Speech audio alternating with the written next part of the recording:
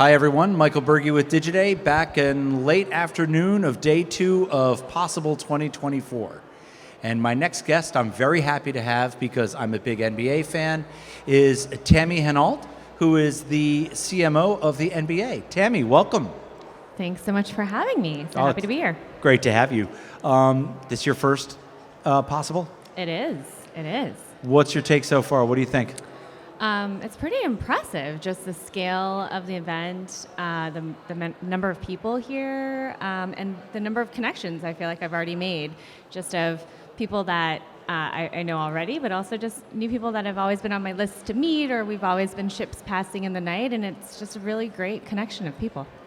So I know you're talking at Possible. What is your message, your primary message that you want to deliver, and what are you looking to hear and learn from this event? Yeah, so I had a really great panel this morning, fireside chat, I don't know what you call it, with Jay Williams and Chris Dieter, and we were talking about the intersection of sports and culture. Yeah. We'll be touching on that later. But okay. Cool. Well, so we had a great convo on that. We can hold for your questions on that later. But and then besides that, just really interested in just hearing about what people have planned, what people are like struggling with, what opportunities we might have to partner together, depending on the brands or the other partners. So it's really been for me more about just like striking a conversation and hearing about like, what are you guys doing with AI? How are you approaching it right now? What are you guys planning for the upcoming summer events XYZ? And so it's just been really a great place to just have conversation that feel authentic, and I don't know, everyone feels very present here, which has been great. Like you can actually sit down and just have a conversation of like, what do you guys have planned? What's going on in the summer? Are you guys activating at this event? When am I going to see you next? And it's been great. Good. Sounds great. Now, I confessed before, I'm a big NBA fan, but one thing I will say as an industry observer, the NBA has been really, really aggressive and progressive in adapting digital tools, from really vamping your app up to a great social presence to that mix of culture, music, and basketball. Can you talk a little bit about how that holistic approach has kind of raised what the NBA is trying to do? Yeah, you mean like in terms of our focus, in terms of our digital platforms and investment there and growing our following there. I mean, it's been so critical in being able to grow our fandom, both here in the US as well as globally. It just allows us to have that direct connection and touch point with our fans and engage them so deeply. 99% of our fans will never get the opportunity to watch a live game. And so they will interact with us exclusively on our digital products and digital platforms. So it's just really important for us to be relevant and present and, investing in those channels. And we've been, one of the biggest, I think, social accounts across every single platform, because we were an early adopter of these channels and invested time and content and resources in growing these communities, that now these communities have even taken on a world of their own, right? As a Knicks fan, there's so many of these communities that sit adjacent to the NBA team, but feel like part of that family. And I don't see that as much in other leagues or other sports. Yeah, I mean, 2.3 billion followers across our league, team, and player accounts. It's just massive, the reach that we are able to, the sheer volume of people we're able to connect with at any given time. And I think it's also fueled like our global growth in fandom. We're the number one fastest growing sport in the world. I have no doubt after the Olympics and the number of our star players that'll be seated across many of the teams, there's so much momentum around both the men's and the women's sport today. Yeah, well, certainly women's basketball is having its moment. I know you're NBA, not WNBA, but definitely having its moment with the Caitlin Clark effect and everything else. But I do want to ask you about some of the innovations in the game that seem to have kind of sparked new levels of interest, from Is it the in-season tournament? Was that like mini tournament early in the season? It feels like that was reminiscent of stuff that the Premier League in soccer has done. Do you find inspiration for kind of new innovations elsewhere, or how much do you feel like the NBA is influencing other sports? Yeah. So yes, the in-season tournament was a new tournament that we tipped off this season. And it was great. As a fan, it was great. Yeah, I'm going to pick your brain about that later. But sure. Next year, it's been rebranded already as the Emirates NBA Cup. And my understanding, again, I've been at the league a year and a half, but the idea of this tournament has been in development for some time. Mm-hmm.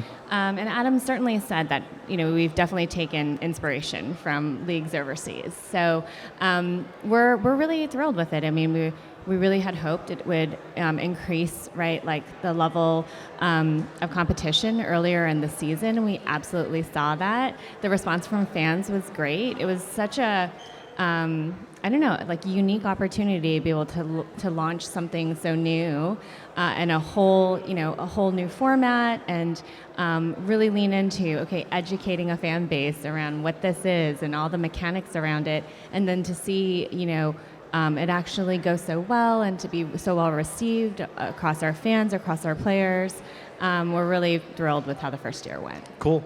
So let's talk a little bit about that interplay of culture, music, and sports. I mean, Steph Curry is like an inspiration not just as a basketball player, but as kind of a human being. And these other,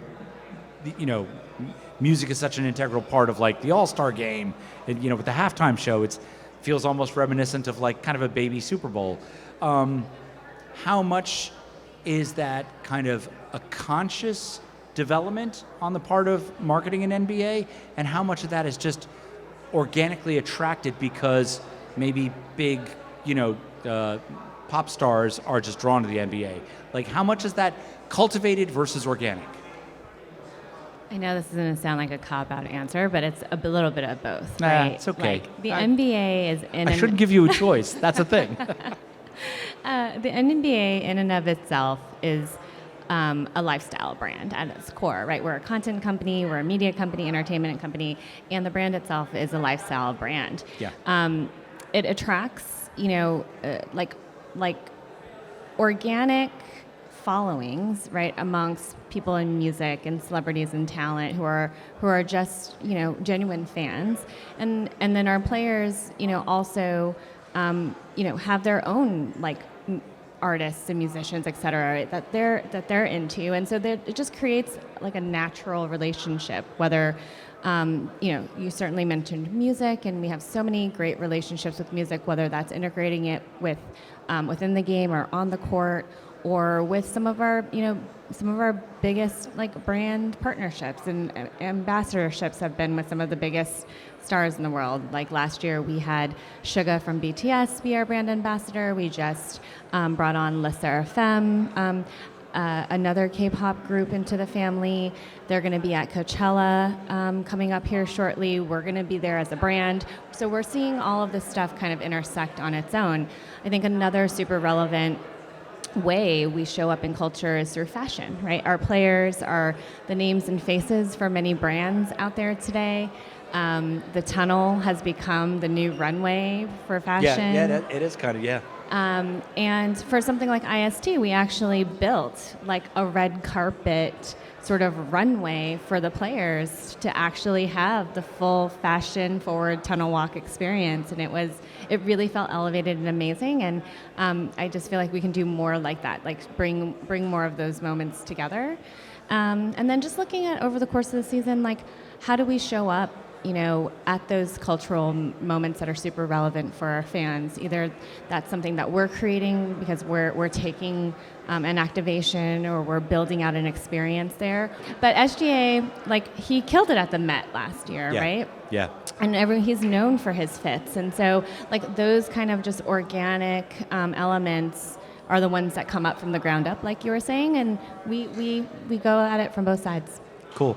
Last question for you. I think rights are up next year, after next season.